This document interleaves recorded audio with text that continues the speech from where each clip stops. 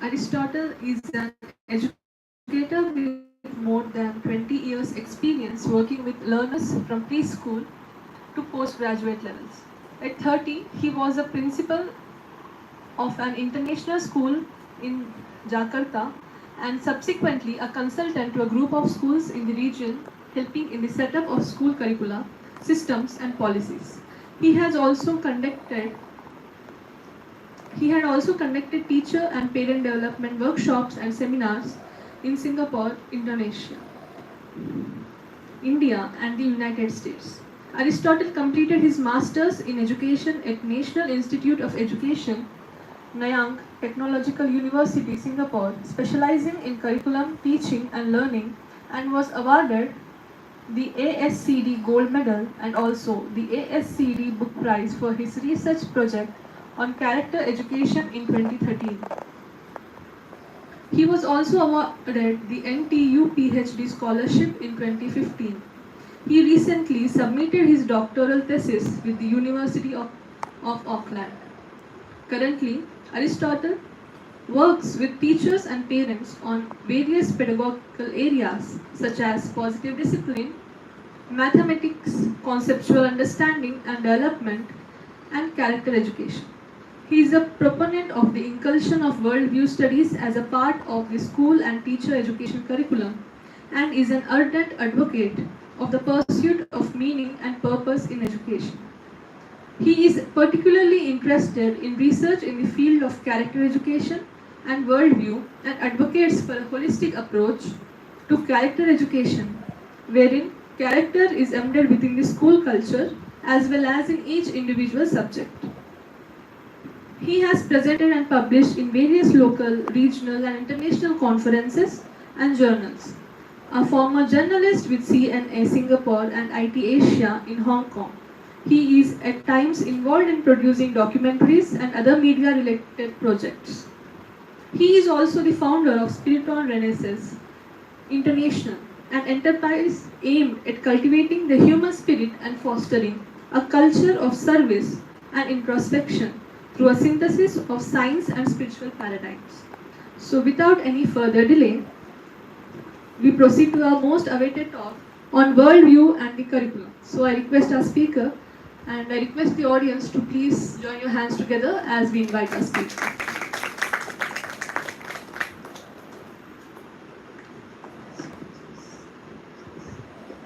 Thank you, Mona Lisa, for the kind introduction. And I'm happy to be here in IIT Bhubaneswar. Can you hear me at the back? Is it clear? Yes. If it's not clear or if I'm too fast, please tell me, okay? Because I tend to speak too fast sometimes. That's what I say.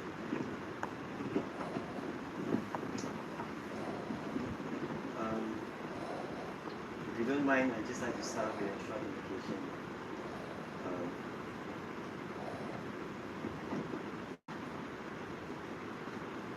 Om Jnana Timirandasya Jnananjana Shlakaya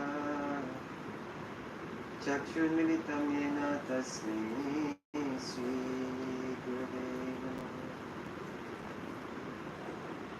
Vasudevam Sutam Devam Kamsachanuramardanam Devaki Paramanandam Krishna Vande Jagadguru. So thank you for being here on a wet day, rainy day. The talk today is on worldview and the curriculum, as you all know, and as all of you are teachers here, right? Are you training to be teachers? Everybody in this room? Yeah. So teaching is a very noble profession, right? And actually, a lot of people normally want their children to be engineers and bankers and lawyers and doctors. And you say, you want to be a teacher, why do you want to be a teacher? Right? That's what people say. But actually, the life of any nation, the progress of any nation depends on the teachers of the nation. And the lifeblood of any school depends on the teachers. actually. Because teachers not just transmit information, but they transmit values. And their worldviews are imparted through the curriculum, either through the content, through the pedagogy, and even through the assessment. So teaching is a very, very important profession which impacts people's lives even beyond what they can imagine for generations to generations to generations. Okay. So I'm happy to be in your company today. I actually want to start off with a little game, okay? And I think I'm going to remove the mic. You can hear me, right? Without the mic. But you need the mic for something. Okay, so I'm going to just have like 3 chairs here, okay? 3 chairs. 1, you help me up, someone. 2, and okay, let me just get this chair. And all of you went to kindergarten? Everyone went to kindergarten? Yeah? Okay. I know sometimes people don't go to kindergarten, but in kindergarten, I need 4 volunteers. Who would be a volunteer here? It's fun. Yeah, I'm not going to put you to the... What's your good name, sir? Anupuma. Anupuma. Thank you, Anupuma. Give a hand for Anupuma. Okay. No, don't sit at the chair. And yourself? Madura. Madura, thank you. And Madura, hand for her. I need 2 more. 2 more brave, noble souls. Please, thank you. Siddharth. Siddharth, thank you. Hand for Siddharth, and 1 more. Anyone? Eeny, meeny, miny, moe. Okay, I'll be the 4th one, okay? Just okay, what songs do you like to sing? Okay, this is important. Are you thinking, what is connection with this, right? But there's a connection. We're going to play this game for 2 minutes only, the maximum. Twinkle, Twinkle, Little Star? Everyone knows?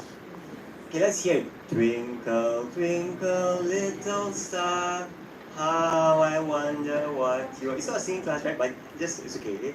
Up above the world so high, like a diamond in the sky. Teachers, right? Must be. Right? Twinkle, twinkle, little star, how I wonder what. So you go on singing this, okay? And when I put up my hand, you must stop. Got it? Now, when you are singing, we are going to walk around. Remember musical chairs? Now, but there's a catch to this game. How do you play musical chairs normally? When the music stops, we have to rush and sit, right? Then what happens? The small child who doesn't get out, he cries sometimes, right? Oh, I never got a chance, right? Okay, then we remove the chair, then it continues until there is one champion. He's very happy, but all the other people are sad. And some people say, I should have beaten him up, right? Okay, so let's play this game. But this time, we're not going to rush for the chairs. We're going to share the chairs. Okay? 1, 2, 3. Twinkle, twinkle, little, wonder what you are. Up above the world so high, like a diamond. You have to rush and chair. Sit.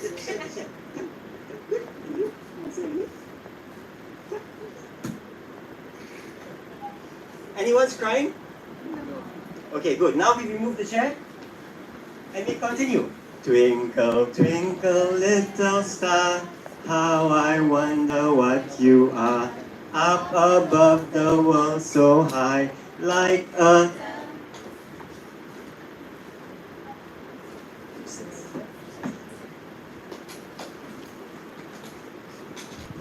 You see what happens? Anyone is rushing to push each other away? Okay, give a hand to all of our friends here. So, this is how the worldview impacts the curriculum. Because if it's the survival of the fittest worldview, we'll be removing the chair, removing the person. At the same time, we remove the chair. But in this case, no one's fighting and pushing each other away. In fact, Anup Kumar says, come, sit. Right? And isn't this kind of world that we actually want to live in? Where people don't just climb on top of your head just to get just a little bit extra. Okay? So basically this is what it is. This is the current state of the world. The background for this talk is this, right? Current state of the world, we can see what's going on everywhere. There's no need for me to explain, right? And this whole thing is because of the culture of exploitation. And education is meant to make life better for the individual and also for society. But instead of doing that, the problems seem to be increasing by the day. Does it seem to be decreasing by the day? No, it seems to be increasing by the day. So we have to ask ourselves, what is the worldview that underpins education? And that is key, right? And so we have to understand this. I mean, this is basically what I was trying to say, right? There's peace, everyone wants peace, but instead there's so much conflict externally and internally within the person. Within the individual, there's a lot of conflict. And that conflict within also manifests outside. Okay? So, the reason for this is because education or the curriculum is contested. There are many views about what the curriculum should be, correct? If you study curriculum theory, you'll find this person has this view, another person has this view, another theorist has this view, and so many different views about what is in the curriculum, or what curriculum is about. So let us look at this question first of all, right? What is education and what is meant by the curriculum? Right? And which year are you all in? Are you in year 1, year 2, year 3? Which year are you guys? Year 1. Year 1? Anyone in year 2? Anyone in year 3? How many years are there altogether? 4 years. Anyone in year 4? Not yet. So one more year is 4, right? And then you go to the school and do a housemanship, that kind of thing. Do you have that? Okay. So good. So you have a broad range of students here, which is great, right? So first of all, what's the curriculum, right? So you can think of it in terms of the components or the elements, some people call it, right? And there's the content, what to teach, right? What should go in the textbook? You can't put everything in the textbook, right? So what goes into there, and what subjects are offered? What subjects are offered, right? That's important, right? And then process, how do you go about teaching it? That's the pedagogy, right? The process, you can say the pedagogy, the instructional part of it. And then there is the assessment. What do you test? Is it all multiple choice? Is it open-ended? Are there multiple answers? Okay, so, and is it only formal assessment? Is it informal assessment? So those kind of things they make up the components of a curriculum. And you can appreciate that it's contested. Some people say, no, there must be, like if you go to the South, there cannot be like Hindi in the curriculum.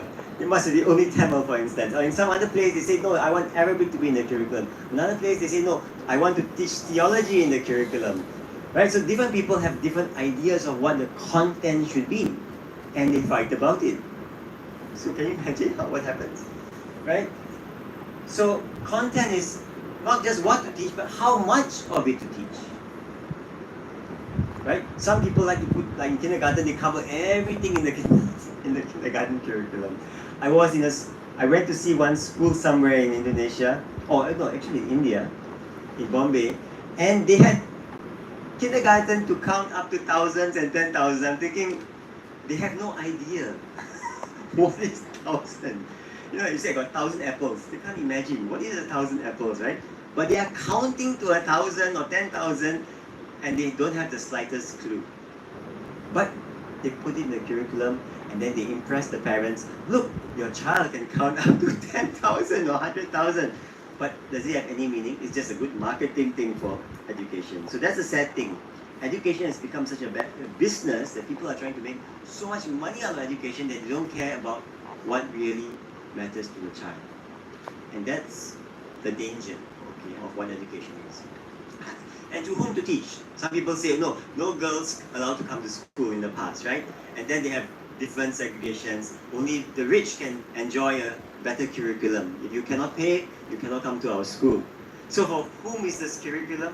Only for instance, a certain class in society. So that's also contested. And then, even in the class, do we teach the same to everyone? You know, can we, because different children are, especially in kindergarten, there are different levels of development. So we have to ask ourselves, do we just want to complete the syllabus because it's in the book? Or should we teach according to the child's ability so that they can be you can say, solid in the level that they are in before they make progress? You know, have you heard of ZPD, Vygotsky? Zone of Proximal Development? ZPD, Leo? Yeah. So what he says that the child must be able to do something which they are able to do according to your ability, and then slowly extend beyond their comfort zone. Not suddenly. For example, if I said, okay, there's a basketball hoop there, you have to stand here and you have to throw the basketball in, and you miss once, you miss twice, you miss thrice, how do you feel? I want to give up, I don't want to try anymore. And that's how a child might feel.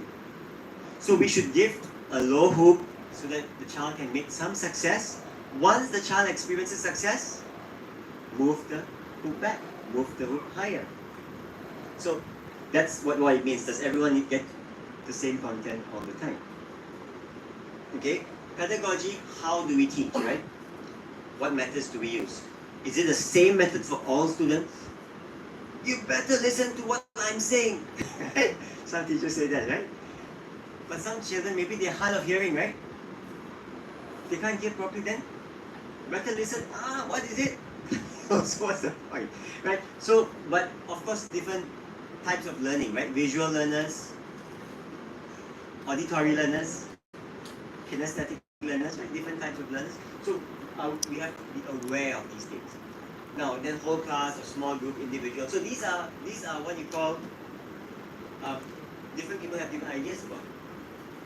Assessment, how do you assess? Everybody sees the same test, 2 hours, sit down and do. ABC, and then they just guess. Is that the way? So these are also contested. Have you heard of this term, assessment for learning and assessment of learning? Right? So assessment of learning is like you want to report what like a test and you finally give a result. Okay. Assessment for learning, you want to find out how the child is doing, what is their understanding of the subject or the concept, and then you help, like diagnostics. It's like a diagnostics to help your teaching. So some schools just focus on assessment of learning. But now of course things are slowly changing. I'd like to draw your attention to what is left out. We only test what we think is important as teachers, right? What's not important, we don't care.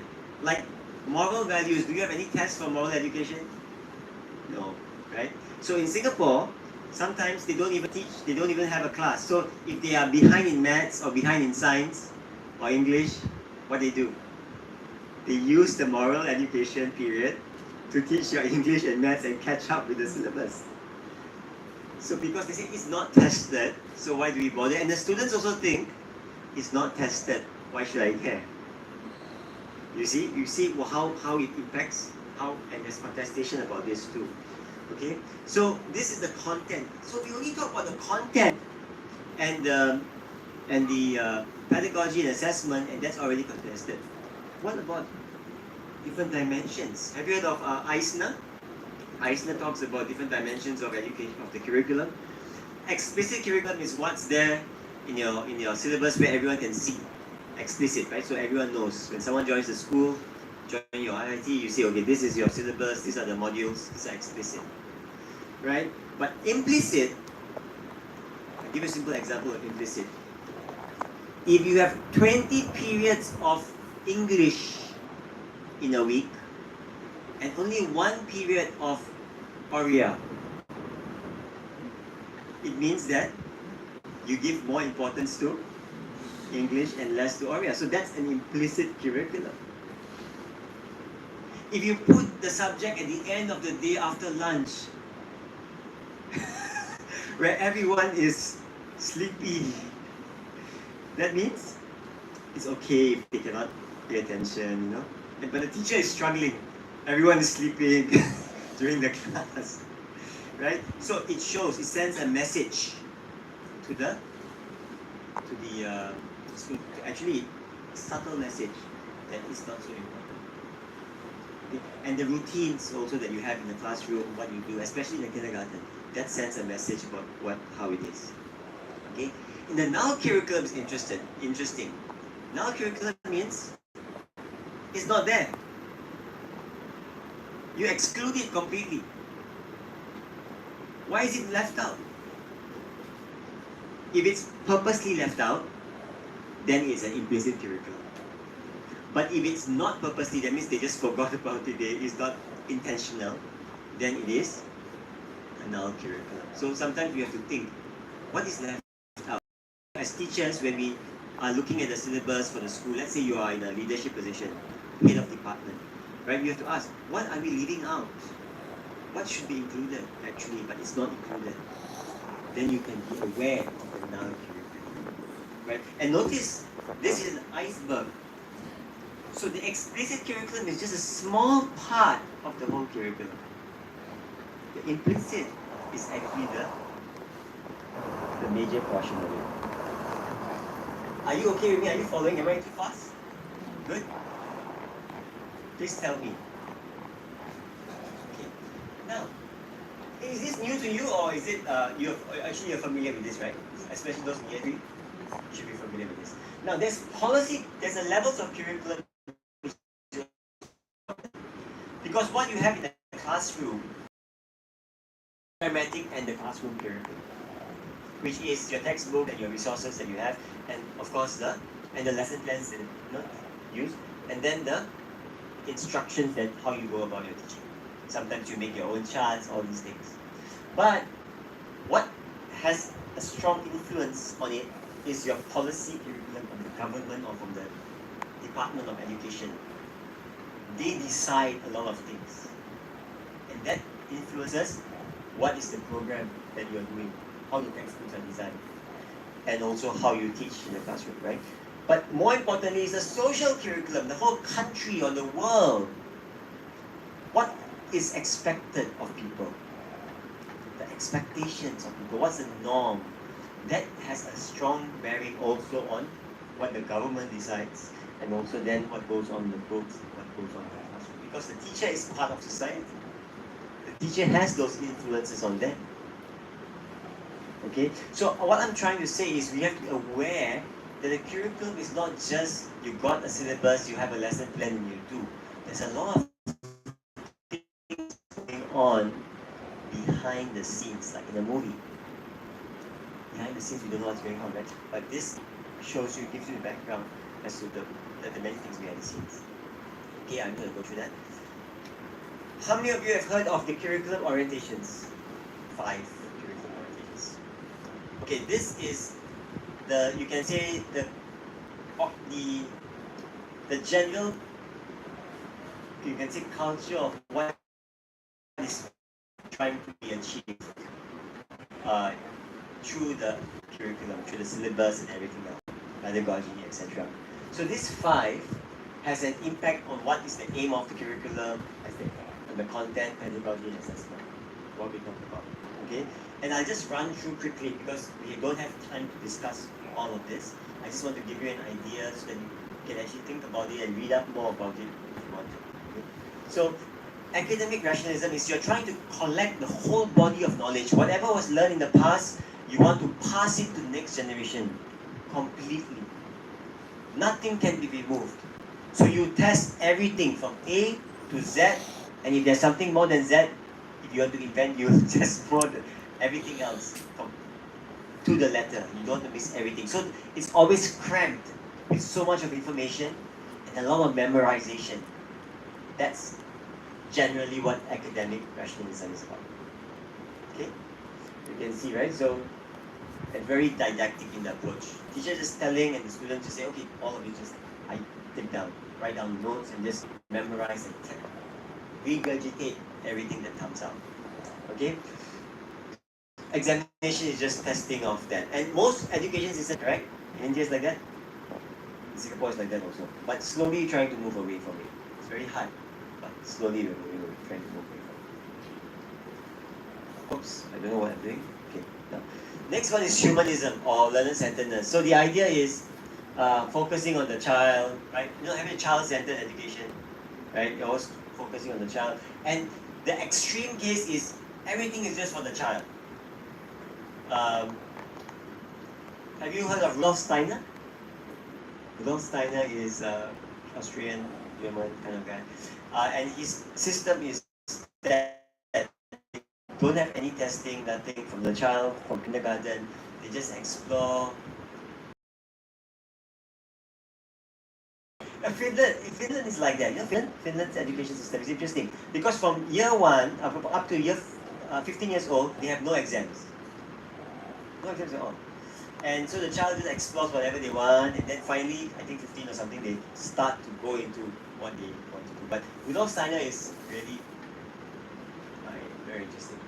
So it's purely focused on the child's experiences and needs, whatever interest the child wants, they just do that. Very individual. And it's individualistic, so it's not like a big group like this, right? Like maybe one teacher to 2 children, or if possible, one teacher, one child, that kind of an approach.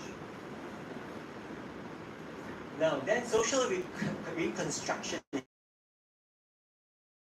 is they want to change the system. Okay? So they want to create social reform in society. They feel that the curriculum must change society because something is really wrong. An example is Paulo Freire. You know Paulo Freire? The Brazilian. Okay, if you need to read a book, a very super book, it's called Pedagogy of the Oppressed. You can download, I think it's a free book you can get. Pedagogy of the Oppressed, super rewritten of how people in power write the curriculum to keep themselves in power. Okay.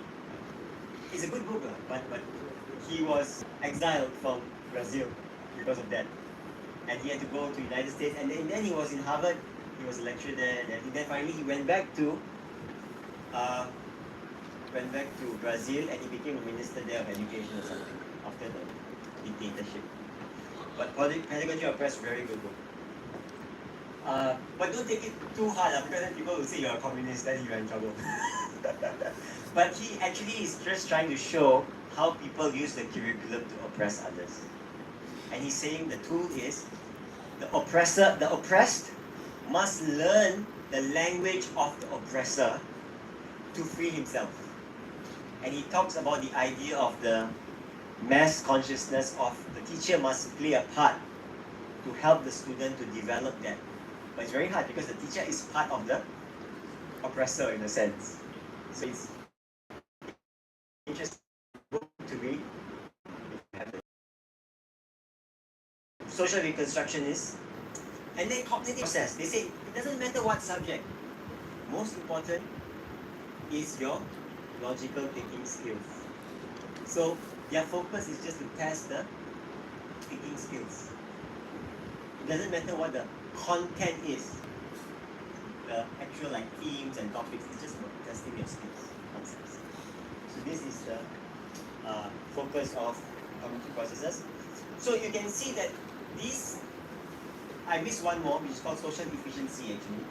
And social efficiency is purely for business. That means the whole curriculum, like Singapore, and to create a workforce which is pro-economy. So everything they do must be connected to entrepreneurship. Everything must be done with innovation for business. So the idea is just, and then they want to see who is the best, who is the fastest, because it's efficient. You see? So those who are not efficient, those who are weaker, they will fall back. That's the name of the social efficiency curriculum. But that's another thing which I missed it. I don't know, I think I can run through. Okay, so you can see that all these things are contested. So we are thinking that education is supposed to help to bring about harmony in the world and peace in the world and everything is nice, but education itself is at so many different levels. Okay. So now, in dimension. So I have my thing was on character education, right? That was my field. Because I feel that character education is the social leveler. Not everybody can be number one in their grades. Let's face it, right? Someone might be better than us, right? And sometimes we might be better, but then another time someone else might be better. But character, everyone can be good character without someone else being left behind. Right? Grades, someone has to be left behind, right? You have to rank 1 to 10 or 1 to 100. But character, all can be ranked equally. Can you say, oh no, my character must be better than yours? Then your character is no, she is a high Anu has a better character than me. I must be better than him. Push him down. Then I say, now I'm better character. Is my character better? It's not. Right? So character can be equal for everyone, right? If we all come together. Now, so character as an example of a curriculum is contested because some people say, I don't want to go too much in the details, but some people say deontology means duty is the most important thing in character. Some people say the outcome, utilitarianism means the outcome must be more important. Doesn't matter what your intention is. If the outcome is good, it's good.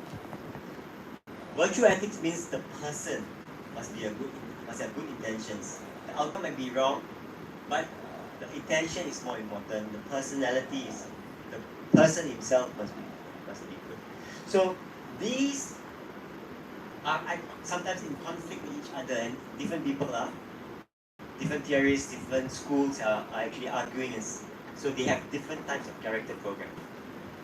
Okay, so as an analogy, if we look at the tree of the curriculum of character, you can see that there are three main branches: virtue, duty, outcomes. You can do this for any curriculum. You can talk about English, social studies, civics, national curriculum, whatever curriculum. You can see what are the contestations, and you can see that these are the three, and character is that tree, right? Now, so highly contested. The question is, even if you take each branch, it's also contested. Let's say I say virtue is important. Some people say compassion is most important. Some other person will say, no, humility is most important. So they are also fighting within each branch. They have a different duty, deontology. Someone will say duty to country is most important. Some say duty to family, like Confucius. You know Confucius from China? They say that he said that duty to the parents is the most important thing. Even if your parent do something very wrong, like for example, rob a bank, you cannot report the person. You cannot report your father or mother that he robbed money from the bank. You cannot tell the police because your duty to the family is most important. So that's Confucius ideology, for instance. So like that, different people have different ideas about character, about what duty is most important, and outcomes also. Which outcome is a preferable outcome? So we are talking about we're talking about how character curriculum. In fact, curriculum is contested in many ways, many levels. Some people are contested in what to teach, how to teach, what to test. Some people some people contest about what's the goal of curriculum. So it's highly contested, but we are looking for education to find peace. But the curriculum is contested. So I gave character as an example. Okay? Am I correct? Is that what we covered so far? Okay, good. Now, that's because the purposes of education are contested. And this is what we're going to talk about, right? So there is this human capital model in the second paragraph, where the whole idea is focusing on economic value. Human as a capital, like a social efficiency system. right? Some people, some curriculums rights, human rights is most important. Like in New Zealand, for instance, right? Human rights is very, very, very important. Maori rights. Maoris, the indigenous people, right? And then capabilities, they're looking at the potential of the person, trying to develop their potential. So, and some people try to group purposes in terms, these are different ways of grouping purposes. See, even that's contested. Some people are trying to group it this way, some people are trying to group it this way. That curriculum is, or education is to transmit information. Some people say, no, it's supposed to transform people. Different ideas about it. And I like this last one. This person is called Biesta. B-I-E-S-T-A. First name, G-E-R-T. Gert Biesta. Right? He's a guy. And he says that education is, purposes are these three categories. Qualification means the idea is just to get a certificate. Why? So you can get a job. The whole idea is a chase of the certificate. Chase. Second one is to socialize. Socialize the how to do things in this world. The values, get used to the culture. He says that's another purpose of education. And subjectification is for the individual to develop his or her potential.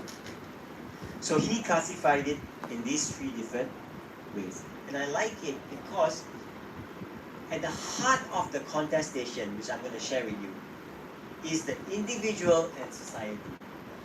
The needs of society versus the needs of the individual. And sometimes they conflict because we are not robots, right? We are not all the same. We all have different... And the reason for that is because we all have different worldviews. Right? We have different backgrounds, different worldviews, different whatever, right? So this subjectification is very, very interesting. And I like that classification. Okay, and basically it's a contestation between individual and society. That's the heart of the debate of any, you can say, social science, especially education, right? And so we need to now, if that is contested, we have to go below that, the underlying assumptions. Underlying assumptions. Okay, so this is a tree again, contested in terms of that, contested in purposes. Now we have to go the root, find the root. What's the root of it? And if we look at the whole of human existence, individual and society are part of human existence. So this is the map to understand what worldview is. If you want to understand worldview, I think this is the map for that. Right? There's a family, society, individual, and it's like a compass for us to know our bearings. Okay? So it's a lens. Some people see it from the lens of individual, some people see the lens of society, some people see it from the lens of family, some people see it from the lens of religion, some people see it from the lens of so many different things, right? And it seems that it's all relative. Because it is. It's relative from our respective points of view. Someone, like for example, I'm looking at the chair. I have a perspective of it. You have a perspective of it. You have a perspective of it. An ant on the chair has a perspective of it. And the cockroach under the chair, yeah, the cockroach has a perspective of it. Now everyone's just thinking about the cockroach now, right? There's no cockroach under the chair. But if there were a cockroach under the chair, he or she or it would have its own perspective of the chair. Now, we all have relative perspectives of the chair, but the existence of the chair is needed for us to have a perspective. If there was no chair, we would have no perspective of the chair. So the relative perspectives show that there is an objective reality. Because it is very common nowadays to think that everything is relative. That means there's no absolute reality. There is an absolute reality of the chair's existence. It's just that our perspectives of that reality are different. If we had 360 degrees perspective of view, then we could actually see everything, but we don't. We are limited, right? So that's the important point here. Now, so that's why understanding worldview is important because, well, that's not why, that's not a good example, but this is because it makes us understand the world we live in. And there are different dimensions to that which I'm going to go through, right? Okay, I'm not going to go through, these are just different categories of worldview. We don't have time for that, right? Sorry. Well, there's theism is one category, naturalism is another, there's postmodernism, and now there's post-structuralism and post-truth and so many other types of worldviews, right? But generally, theism and naturalism are the two main categories, and then everything is like a mix of it. So,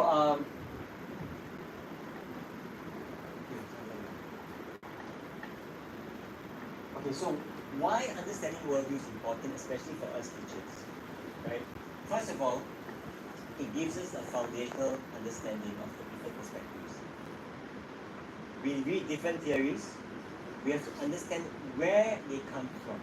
What are their underlying assumptions about reality, of human existence? Okay? And also, we can see why there is a conflict. If we don't know the underlying, we don't know what the conflict is. We just see the apparent, because conflict is only at the contestation of values, mostly. If you think about it. It's a values conflict.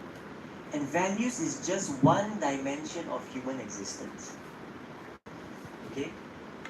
So, the whole idea, and this last point is very important, I'm rushing now because I'm looking at the clock, is people become ideologically trapped by worldviews. And we see that in this work, right? Become trapped by the worldview because they don't want to understand the other perspective. They don't understand why they are different. They go below, they can see a common thread. Okay? So in terms, this is a perfect example, this picture. 6, 9, 6, 9, 6, 9. It's actually different perspective, right? Now, and then I would say that it sheds light on the individual and society, that dialectic, that let's say dichotomy of understanding of the individual and society. So I use the example of character, but it's applicable to all. Okay, I'm going to skip, because there's too much to read here. Okay, teacher's worldview is very important. Why? Because you are looking at the curriculum and how you interpret it based on your worldview of the child, worldview of the subject, worldview of life will come into play in the way you teach that subject and the way you conduct yourself in the classroom. It plays that part. Okay? So you might think, some teachers think, I just need to transfer the knowledge, I don't care. I don't care about the child's transformation. That your worldview comes to play there. Okay, that's why worldview is important for understanding curriculum. And this is from the literature. You can find Miller, you look up Miller, I think it's J. Miller, John Miller. And he talks about different worldview has got different curriculum orientation of how teachers teach. Okay? So teachers sometimes teach very behaviorist in their principles. Some people are very intuitive, very connected to their children. So it's based on their worldview actually. I just giving an idea. Now, this is the important part because this you can take away with you wherever you go. The different dimensions of worldview: metaphysics, epistemology, axiology, teleology, theology, and cosmology. The 5 and 6 you can ignore first. Just 1 to 4 has got is a basis of all worldview. Okay, so our view of reality. Is everything atoms and molecules, or is there is consciousness and there's supernatural? Epistemology, the nature of knowledge, right? How do we know what we know? How do we know it, right? How do we acquire knowledge? Different processes. Is it purely empirical knowledge? Is it inference involved? Is there some, you can say, a realization from within? Right? Or is it passed down, for example, from parents to us, or from the founding fathers of science, right? Whether Michael Faraday or Weiner Heisenberg or something, right? So they are, whatever they have done, are we going to redo it, or are we going to receive their knowledge and work on that? So these are different ways of knowing what we know. And then what's of value? What's good? What's bad? What's right? What's wrong? What's of value to us? What's meaningful to us? That's part of our work. What's our purpose? What's the purpose of the subject? What's the purpose of accounting in the curriculum? What's the purpose of critical thinking in the curriculum? Then, of course, there's theology and cosmology, right? But these different dimensions, normally they're just looked in isolation, in silos. What's silo? Silo means just by themselves. What I'm trying to say is that these have to be looked as a coherent system, as a system of worldview, like this. So you have metaphysics and epistemology as the foundation of worldview, and then related to teleology and axiology. And then you can put whatever you have, character, education, physics, economics, social science, politics, whatever. And then you see, is it coherent? If what I believe about character, my metaphysics part of character, is it connected to my epistemology? Is it connected to my theology? Is it connected to my axiology? Our nature and our identity is connected with our function and connected to our value. Give you an example. Let's say I feel that, okay, say I'm a policeman. My identity is a policeman. What is my function as a policeman? My purpose? To help protect society, to ensure law, for the weak I must defend them, right? Not exploit them. That is my identity and my function. Is it connected? Yes. You can imagine a child, when he wears a Superman, if a Superman, right, he feels that his Superman identity, and then he thinks he can fly around and save people. So, whatever is our identity, we have a purpose that we associate with the identity. It's a relative purpose. We can do whatever we want with it, but there must be an inherent purpose. I could use this as a weapon to strangle someone, right? But that is not its original purpose. It was meant to be a weapon. So we can use it for many, many purposes, relative purposes, but there is an inherent purpose. So that's something very important. That's why this framework talks about that. And then value is connected to purpose. That's the next thing, right? And that's why whatever we do, we are always doing something which is meaningful based on our purpose. We will not do something which is taking us away from our purpose. Whether it's a good purpose or bad purpose, doesn't matter. Everyone will do something which is adding value to their purpose. It's connected, meaning and purpose. So what's the meaning and purpose of curriculum? What's the meaning and purpose of yourself as a teacher? That is very important. So by understanding worldview, it will help us not worry about this fighting up here that people are doing, but going down to the deeper meaning of the curriculum and coming up with the actual education for the children. Because we're looking at the youth, not bothered by the context issues. Okay? And the significance, of course, peace for the world, right? See this? Right? Peace for society and peace for the individual. Otherwise, what is the whole purpose of our endeavor? What's the purpose of education? What's the purpose of society? What's the purpose of all these political parties? It's supposed to actually help individual and society to be in peace, in harmony. If we don't have that, then we are moving away from the actual objective of this. Well, it happens because people are using it for your purpose, but what's the actual inherent purpose? That's the point, right? So that's why, to conclude, we need to find common ground by understanding the philosophical basis of the contestation. And that is by understanding worldview. That's how it's important, right? It helps us to evaluate ourselves. What's my belief system, etc. Is it coherent? It helps us to understand other people's belief system and see where is the common ground. So there is an opening of can say hearts and minds. And more importantly, it gets us to the root of the question of what is life, what's the purpose of life. Okay, so I like to end with this statement. Attestations in the curriculum at various levels, components, and dimensions can be understood and addressed through the understanding of worldview as a coherent ecological system.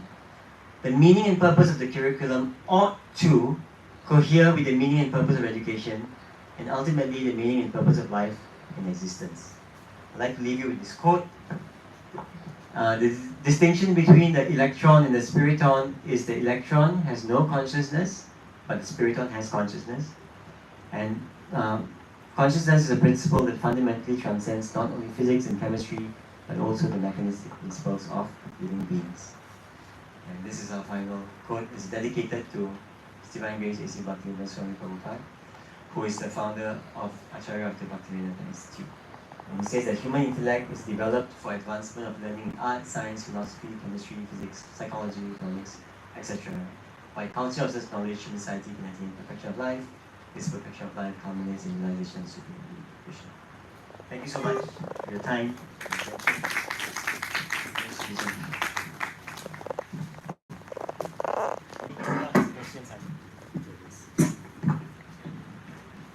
Yes.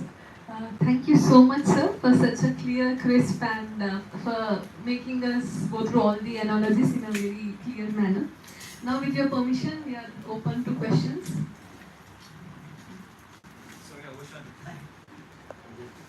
Any questions? I request the audience to please utilize this opportunity and may proceed with the questions.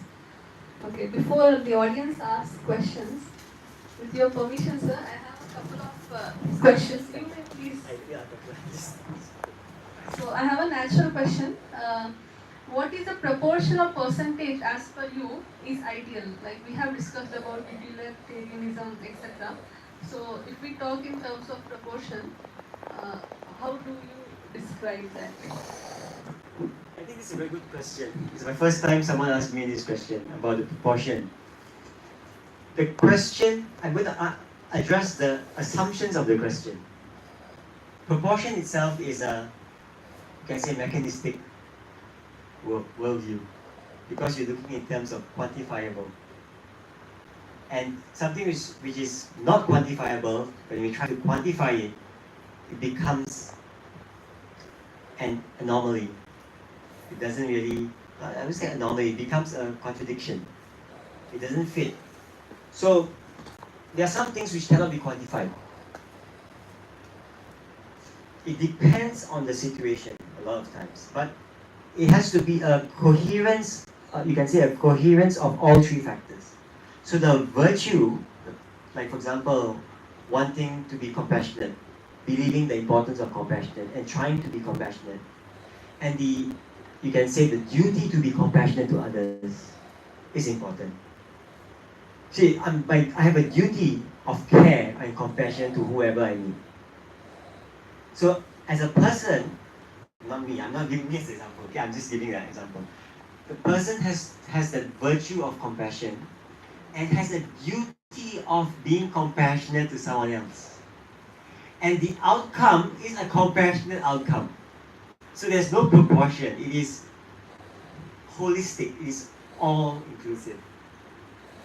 You can't try to match one against the other. So you can take any virtue, truthfulness as a virtue, and the duty to be truthful to someone, to our friends, to our family, to the nation, to God, to whoever, right? Then our outcome has to be a truthful outcome. It cannot be an outcome which is deceitful. Are you with me? So it is a coherent, holistic kind of a framework that we have. Now, because everything is now quantifiable, everyone wants to see the numbers. But numbers do not explain a lot of things in life. Can you quantify your happiness? I'm 50% happy. What is your 100% happy? Right? So there are things which are not quantifiable, and the mechanistic worldview, epistemology, is that we quantify everything. Even we try to quantify consciousness, but it cannot be quantified. Thank you very much, sir. And any questions from the audience? Yes, please.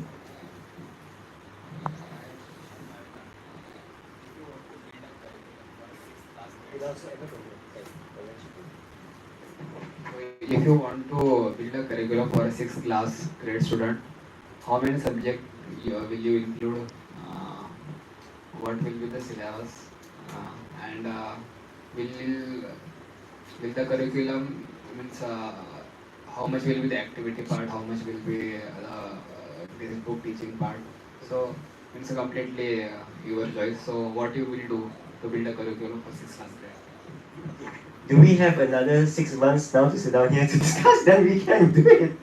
And I'll be happy to answer you, but we don't have that time to discuss that. But that's a very important question about how we develop a curriculum. And that's what you are in education for. We are all in education for to how to really develop a curriculum. But we don't have the luxury to do it. Because we have the social curriculum and then the policy curriculum we talk about, then the institution has a curriculum, and we as teachers, what we do? We have to just go and implement the curriculum. But if Yogesh's question was, if we had the chance, what kind of curriculum will we do? And it's not just a class 6 curriculum. It's got to be from the kindergarten, in fact, from the time the child is born, all the way until the child passes away. But we can't do that also. That's not holistic. That's a holistic curriculum, but we can't do that. So in the classroom, we have to ask ourselves, what is the most important thing they need at grade 6? At different dimensions of learning, of development. There's the cognitive dimension, there's the emotional dimension, right? There's the social dimension, there's the moral dimension, there's the spiritual dimension, there's the physical dimension. These 6 dimensions, the 7 dimensions, we have to put it together and ask ourselves at that level what we need to put in. But we cannot, and the country would make a difference too, because the language would be different. But in general, if I were to answer your question, I would say look at these different dimensions: cognitive, emotion, social, physical, moral, spiritual. Put it together, write down everything together in a group with people of different worldviews, not all people from the same worldview, and then ask ourselves, what is the objective of it? Does it support those coming from grade 5? Does it support those who are going to grade 7? How does it connect to the whole culture of the nation? All of that is to be thought about. Now they don't think about all these things, right? Just put whatever, right? But if you really want to develop a curriculum, it's going to be really holistic. And it depends on who's coming to your class, because at grade 6, students are at different levels. So I would say you don't develop a curriculum, you develop a framework. A curriculum framework. And you let the teacher have the agency, the autonomy. Trust the teacher to be able to develop the curriculum in his or her classroom. Now the school doesn't have the trust in the teachers, the government doesn't have the trust in the schools. That's the whole problem, the lack of trust. So we need the best people to be in teaching. Because if the teacher is interested in getting tuition money and don't teach well in the classroom, then he or she will just go on the surface and wait for after school to collect tuition. And that's what's happening, right? Everywhere. So we need the best people to be in teaching for you to be able to do it.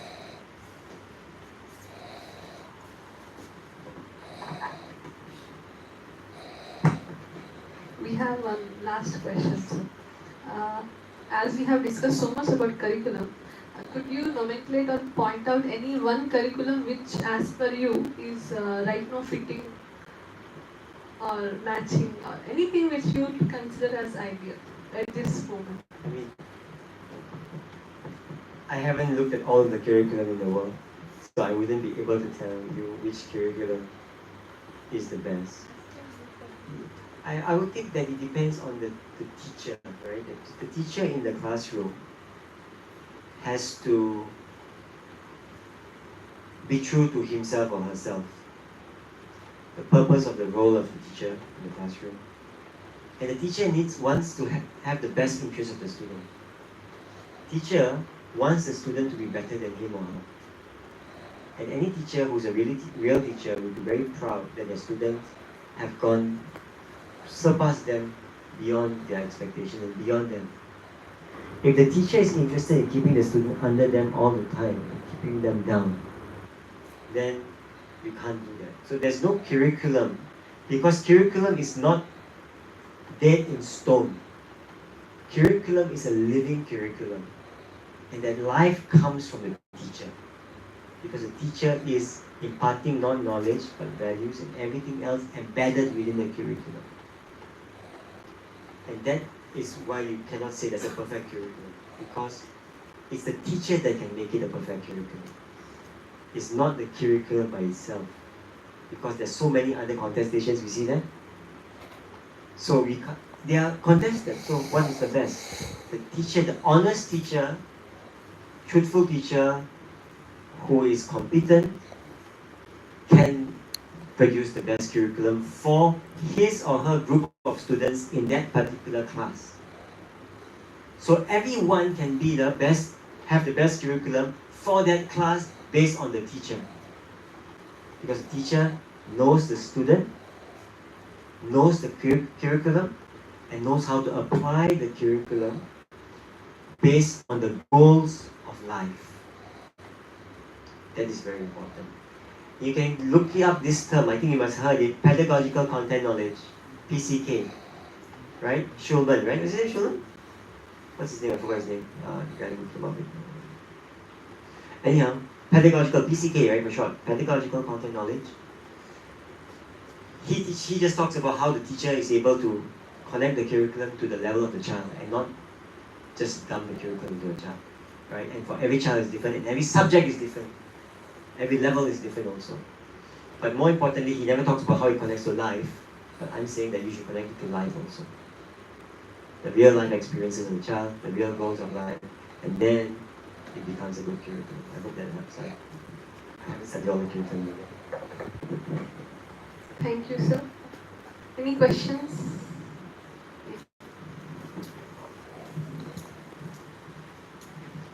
You said peace is the ultimate goal of education. Yeah. Is it correct? No, I didn't say peace. I said we all want peace. In the end, we all want some peace, right? Definitely, because peace is the basis for happiness. But it doesn't have any direction or vector kind of thing. Why not it is justice we want? Why do you want justice? Because peace doesn't have any vector in it. For if, for instance, you said about the Gazans. Yes. The Gaza is suffering because of other peoples are silent. They are experiencing peace in expense of the suffering of Gazans. That's a good point. So when we're talking about peace, that's a very good question. The reason why we want justice, because there is injustice. What's the cause of injustice? Many. Yeah, but Sorry. greed may be one thing. Exploitation. Exploitation. Correct? If there's no exploitation, no one's looking for justice. If everyone is cooperative and serving each other, there is no injustice. Correct? Would that be injustice? So the culture of exploitation gives rise to injustice. The absence of exploitation, will that be injustice? No. So the idea of peace that we are talking about is a superficial peace. I'm not talking about that superficial peace. If you followed my talk right earlier, I talked about peace within society and peace within the individual. The culture of exploitation comes about when someone is not peaceful within. If someone is threatened, someone is fearful, someone is greedy, like you said, all of these things don't arise from a platform of peace. If someone is peaceful, will they be greedy? No. Will they try to But it's not about ourselves. We need to stop others as well. I understand your point. There is role for that, yes. There must be. Everyone must play their proper part. But the basis of it, I'm talking about basis. Yeah, because there are some people who are not peaceful, right? That's why there's a policeman to catch the rogues, right? The gundas, for example. Because the gundas are not peaceful, they're exploiting. The policemen have to play their role. The policeman cannot say, I am peaceful. Correct? But his role is so that there will be peace.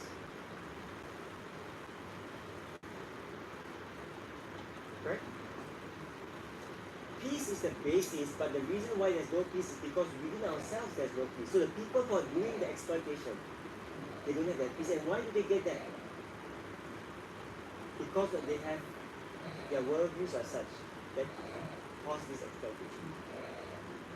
They need to examine their own worldviews, right? But we can't change them like that. It has to start with the education from a very young age, from the family, in society. But yes, if they're causing injustice, someone has to stop them. But that's not enough, because just by suppressing someone doesn't make them peaceful. In fact, the more you suppress something, the harder the reaction. The harder the force, the harder the reaction. Science. So what are the attributes one need to develop in order to gain peace or inner peace? So this worldview, when we examine our own worldview, we will be searching for the meaning and purpose of life. If everyone is actually thinking about it serious, honestly, they will find peace because they will be going towards the path of truth. But if they are not interested in meaning or purpose of life, they're just trying to exploit others, then it doesn't help. So I'm suggesting that in the education system, we need to examine the meaning and purpose of life. So every student will be thinking about that and not thinking of exploiting. Now our whole education development is to exploit. Why do you want to get a good education? To get a good job. Why do you want to get a good job? To get a lot of money. Why do you get a lot of money? So you can enjoy the resources of the world. And sometimes we see other people have more resources, we want to exploit, be better than them. And we are digging the earth and everything, and more consumerism, etc. is not going to give us peace. So that peace education has to be from the root, and it has to involve worldview study, understanding life, origin, metaphysics, epistemology, axiology, purpose. It has to be coherent. Whether they are theists or whether they are atheists, they have to examine it. They have to examine it. Because the people who are causing the problem are both theists and atheists, right? So-called theists and so-called atheists. So we need to be objective and broaden our worldview. That's the key.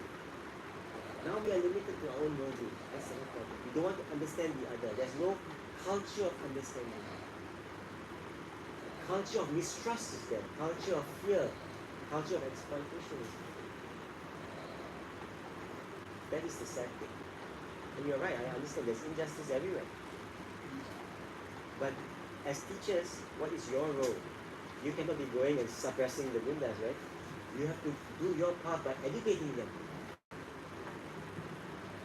It has to come from the place of compassion. If you come from the place of compassion, it will change, because everybody is looking for peace, actually. Because you can't have happiness without peace. Can you have happiness without peace? You have all the money in the world, all the things you enjoy, but you're not peaceful inside, you will be happy. What will I do of happiness and peace if my brothers around the world are suffering? Listen, look, it's not only our brothers and sisters are suffering. There's so many other people suffering. Some of our friends here might be suffering. Some of our friends in our university, they might be struggling at home, their parents might be ill, doing 2 jobs, maybe single parents, they're staying away from home, they are struggling then. So many people are struggling in so many ways. We only see what's external. You know, peace is inside. It's not external. We are looking at external situation. If you want to know my answer, my personal answer, we have to come to the spiritual platform. Because when we look at matter, different colors of the skin, different race, different nationality, different religion, what happens is that there will always be conflict.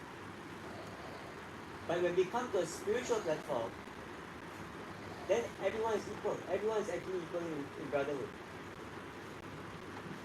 But if we are looking in terms of designations, whether it's physical or ideological differences, then there will never be peace. There cannot be peace. Because we already create a barrier. It's my group and your group.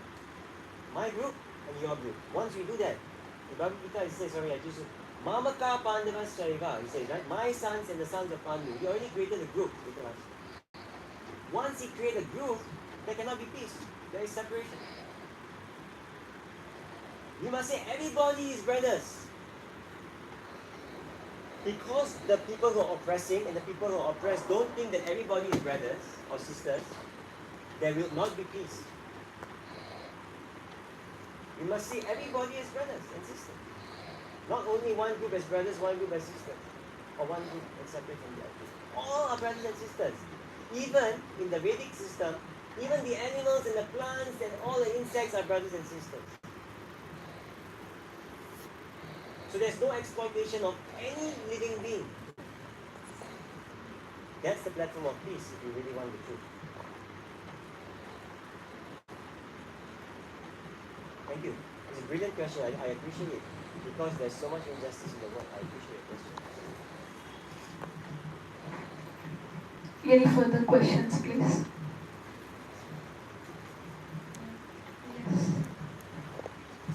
Sir, do you think that in this mechanist worldview, any country or school would take the initiative to start the spiritual education?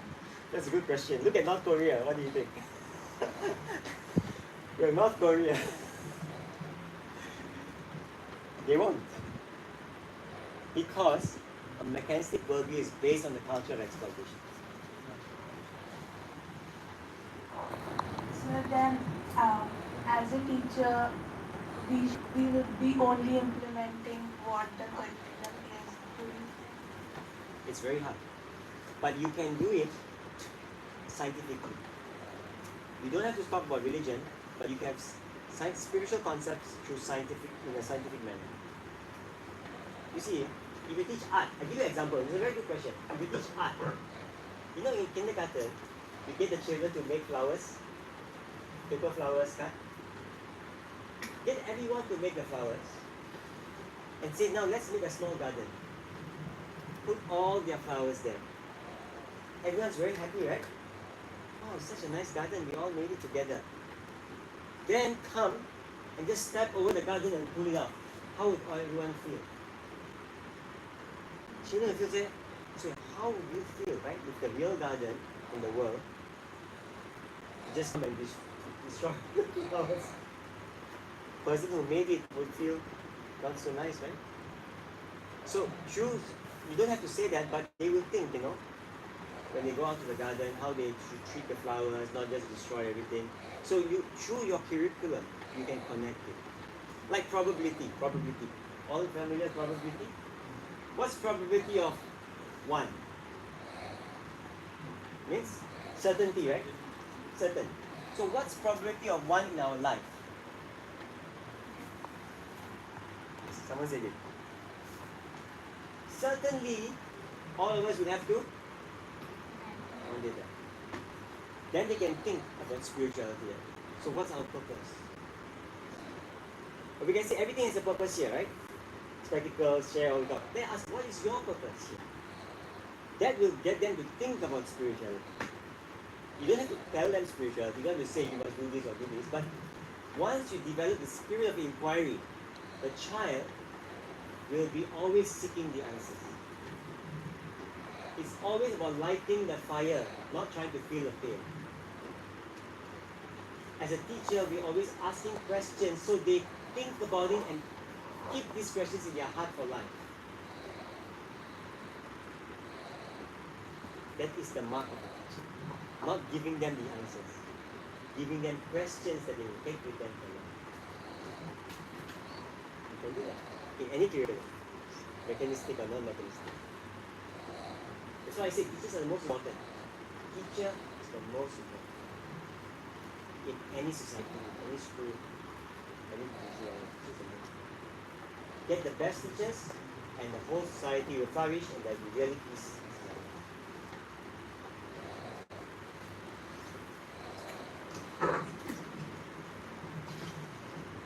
So, any further questions? One last question we may take.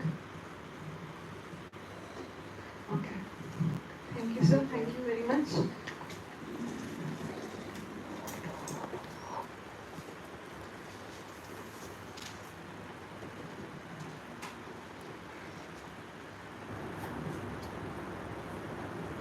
So, as we